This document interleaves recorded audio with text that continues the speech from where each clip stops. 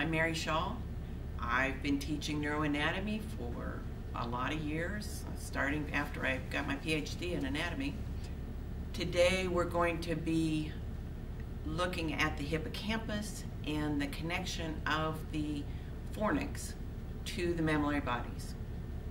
In order to do that, since they're pretty deep, we're going to have to dissect the whole brain. So the first thing we're going to do is cut off the top of the cortex with this nice brain knife.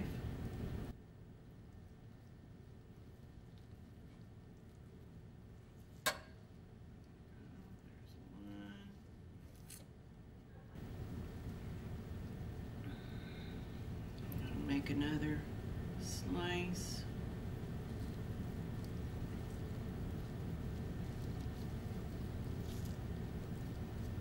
Very good. Come on. Had some of the anterior cerebral artery still attached, so that made it a little more difficult. So as you can begin to see, there's the lateral ventricle. Pointer. Lateral ventricle, there's the body of the lateral ventricle, anterior horn, and posterior horn.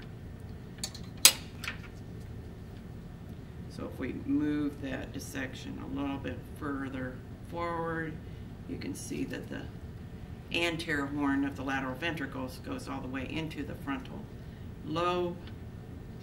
The posterior limb goes on back here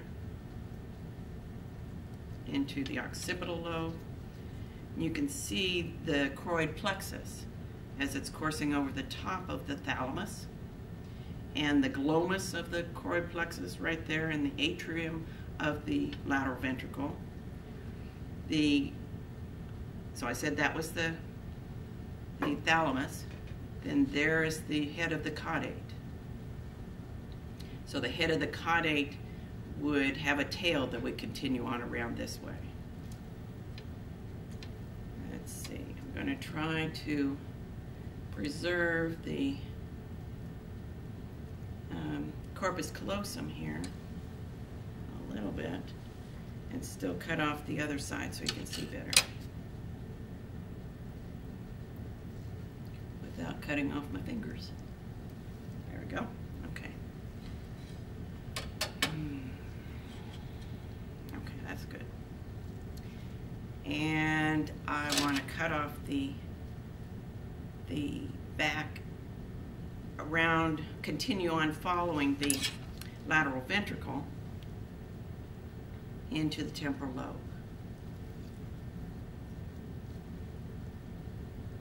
I'm also going to pare away the parietal cortex that's in front of the insula.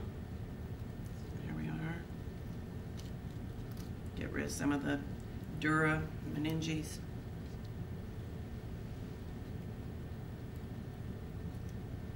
Go.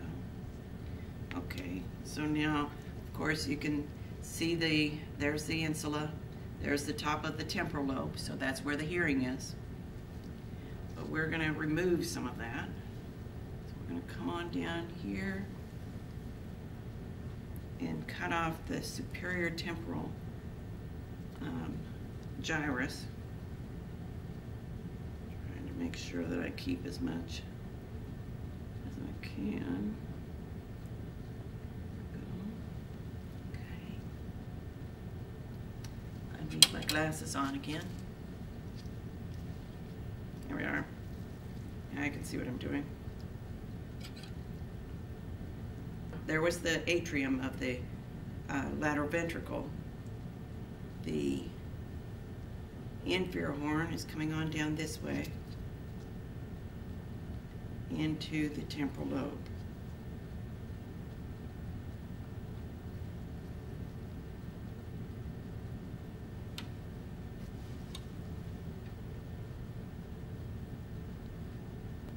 I'm trying to make sure that I don't cut into the hippocampus, which is going to be on the medial side of the inferior horn, and it's still intact. We're still doing okay.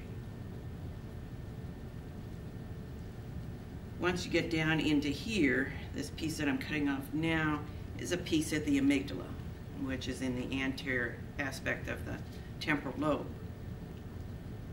Just going to lift up a little bit here on this thalamus.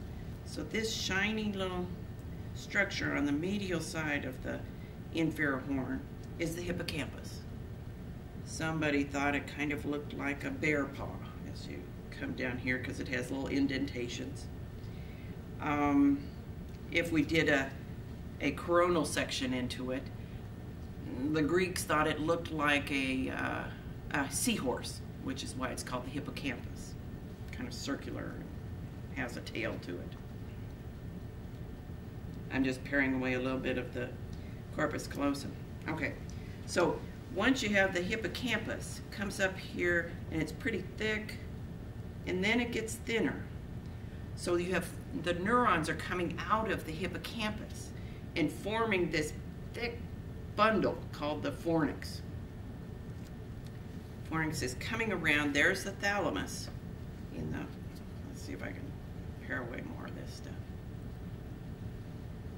Okay, so again, looking into the lateral ventricle, there's the caudate, there is the thalamus, close to the third ventricle. If we look down in, we'd see the interventricular foramen right there. And that interventricular foramen is going from the lateral ventricle to the third ventricle. So here comes the fornix coming up from the hippocampus, curling over the top of the thalamus, and then they, for the two sides, come forward and join together. The bodies are joining together, but then they separate again and go down as columns to end up at the, oh, it's a mess underneath there, down to the mammillary bodies.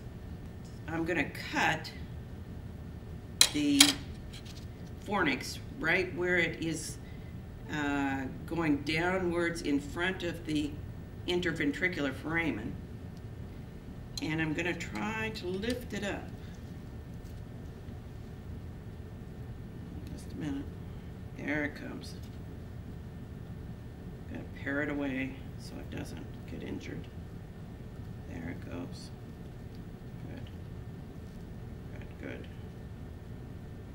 Okay, so now you see there's fornix going over here, but there's also kind of a wide, thin piece of tissue. And that's actually fibers that are going from one hippocampus to the other. So they're communicating in a commissural fashion. But they're not directly related to the hippocampus. They're just a way for the hippocampus to talk to each other. Okay, so I cut, there's the fornix, as they course over the top of the thalamus.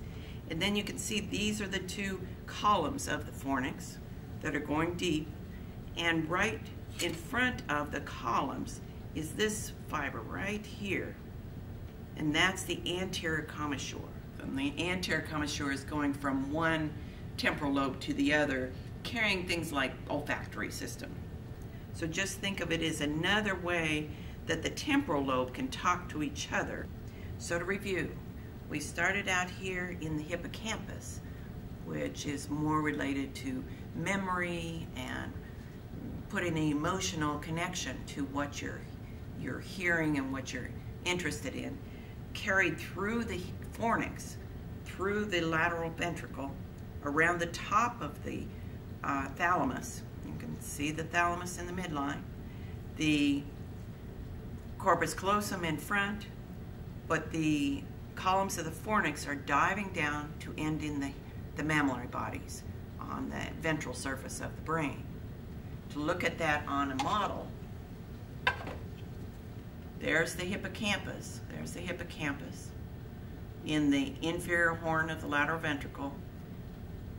Becomes the fornix. This is the crew of the fornix coming forth as the body, and then there would be columns of the fornix going down to the mammillary bodies. So think of your patients that have Alzheimer's disease, that many of them lose a lot of the acetylcholine receptors that are involved in memory and in the ability to put a context to what you're doing. They lose some of those connections that the fornix connects with the hippocampus and then comes forward to the hypothalamus, which is the mammillary bodies.